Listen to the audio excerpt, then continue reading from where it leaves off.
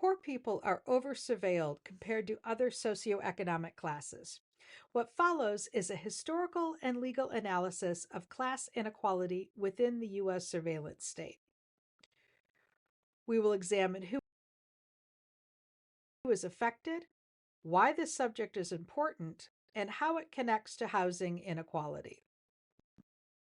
Before we dig into the subject material, though, we need to cover a few definitions. First, what do I mean by poor? Who is considered poor in the U.S.?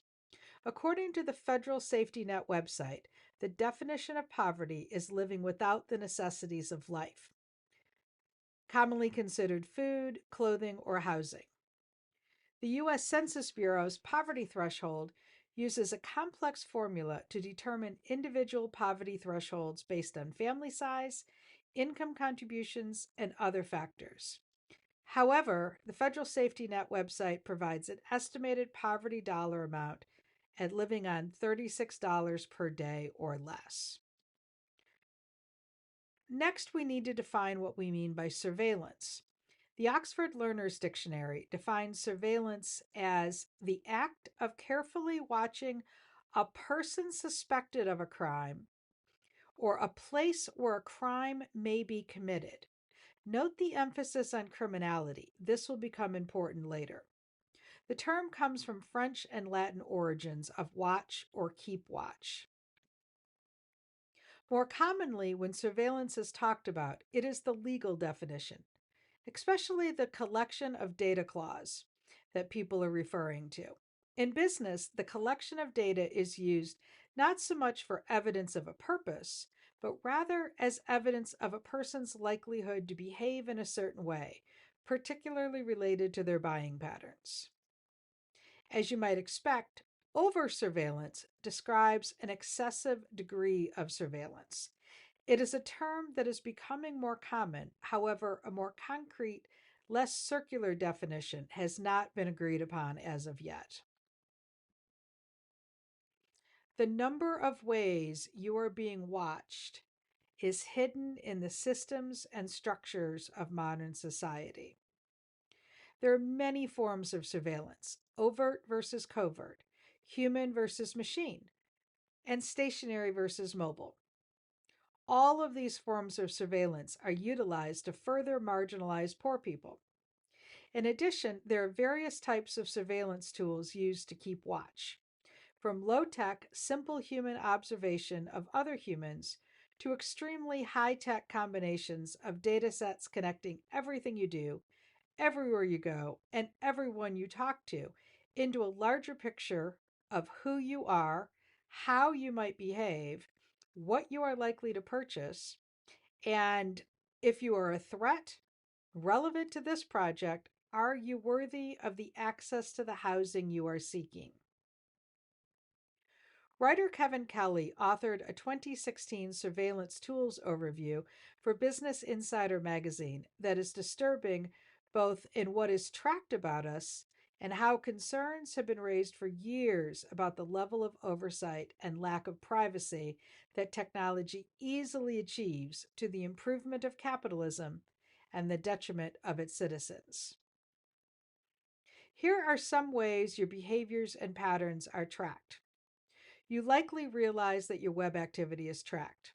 Web activities are tracked across sites and platforms. You have likely noticed shopping for something, say a red sweater, and then ads for red sweaters start appearing in your social media feeds. If you use the most popular search browser, Google, know that all of your search history is saved forever. Other browsers have varying policies with regards to your data, how it is stored, and for how long.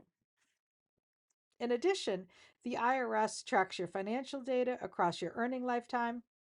E-wallets, credit cards, and financial planning tools track purchases. Your vehicle, flight, and rideshare travel are tracked both by those products themselves and by the GPS we use to navigate. Cell phone carriers track who you call and when and where you place that call. The exterior of every piece of paper mail you send or receive is scanned and digitized. Social media can identify family members, friends, and friends of friends. It can it can track employers and coworkers, past and present, and it excels in tracking how you spend your free time. Speaking of how you spend your free time, streaming services track what movies you watch, music you listen to, and video you consume, including when you interacted and on what type of device and for how long. Facebook and Google can identify and tag you in other people's pictures. The location data saved in those pictures can identify your location history. Facial recognition is fraught with ethical and legal issues that are worth looking into, but outside the scope of this project. Your home devices, such as Ring doorbells and Nest thermostats, can track your behavior patterns, noting when you are regularly home and away from home. And urban areas capture you walking and driving on a variety of cameras that are watching traffic, protecting businesses, and being used in other ways. Reginald Dwayne Betts, Yale Law School lecturer and legal scholar, founder and director of Freedom Reads, and prison reform advocate, makes the argument that the U.S. surveillance state violates the Fourth Amendment.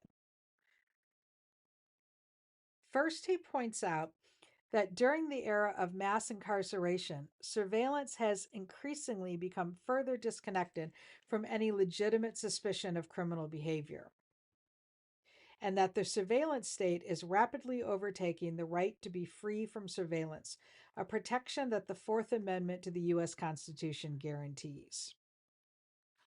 Seen here is the full text of the Fourth Amendment.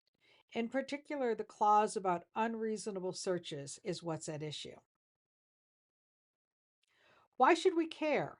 What does the oversurveillance of poor people have to do with housing inequality? Betts goes on to note that we live in a country where the poor are often presumed guilty since they have failed to pull themselves up by their bootstraps. For those in bad neighborhoods, generally poor and or non-white, there are several additional layers of surveillance, both covert and overt. In his 2018 article, How the Surveillance State Destroys the Lives of Poor Whites and People of Color, Betts states that poor signals criminality like race does, and that over-surveillance targets the most vulnerable people in American society, people of color and poor whites. The additional over-surveillance leads to an increase in police presence, which often leads to more arrests and an increase in incarceration rates over neighboring communities. The increased arrest and incarceration rates further marginalizes the people who live in that community, which leads to intergenerational marginalization, and all of these things justify to society the need for yet more surveillance and increasingly more invasive levels of surveillance. Which brings us to Virginia Eubanks. Social justice advocate and political science professor Virginia Eubanks studied the various ways that poor Americans are subject to additional invasive tactics.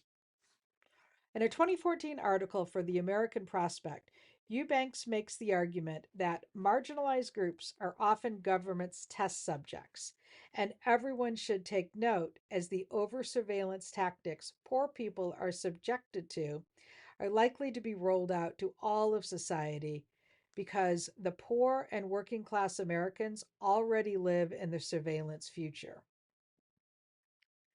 The first of four key points that Eubanks makes is that modern digital surveillance tracks groups. Because of the persistence of segregation in our offline and online lives, algorithms and search strings that filter big data looking for patterns that begin as natural code nevertheless end up producing race, class, and gender specific results. Eubanks states that the NSA looks for what they call a pattern of life, homing in on networks of people associated with a target. But networks of association are not random, and who we know online is affected by offline forms of residential, educational, and occupational segregation. You may have heard the saying before, it's not what you know, but who you know. In this case, who you know may subject you to increased scrutiny. Eubanks makes the argument that persistent stereotypes of poor women, especially women of color, as inherently suspicious, fraudulent, and wasteful, provide ideological support for invasive welfare programs that track their financial and social behavior. Earlier, we looked at how surveillance violates the Fourth Amendment's protection against unwarranted search and seizure. The targeted nature of how surveillance is used to spy on and control certain citizens also violates the 14th Amendment's guarantee of equal protection under the law. Seen here is the full text of the 14th Amendment. In an extensive overview of how racism works in landlord decisions, Eva Rosen, Philip Emmy Garbadon, and Jennifer E. Koslian explored how landlords use these algorithmic predictions to make housing decisions. Their 2021 article, Racial Discrimination in Housing: How Landlords Use Algorithms and Home Visits to Screen Tenants, details these and other means by which landlords continue to legally discriminate in housing decisions. In 1974, sociologist James B. Rule warned that the major issue in the 21st century would be mass surveillance and social control. Rule's book, Private Lives and Public Surveillance: Social Control in the Computer Age, was largely thought to be the beginning of the surveillance studies field. Rule warned that once the missing piece of big data's ability to connect multiple data points was solved, then mass surveillance and the resulting social control would rule the 21st century. We are in his future. Big data has been able to make these connections between huge data sets for more than a decade now. Which leads us to what's next? Where do we as a society go from here? The law has not caught up with technology. The expectation of privacy has been decimated. Inequalities continue to lead to deeper inequality. I don't have the answers, but together we can forge a better future. Thank you for listening.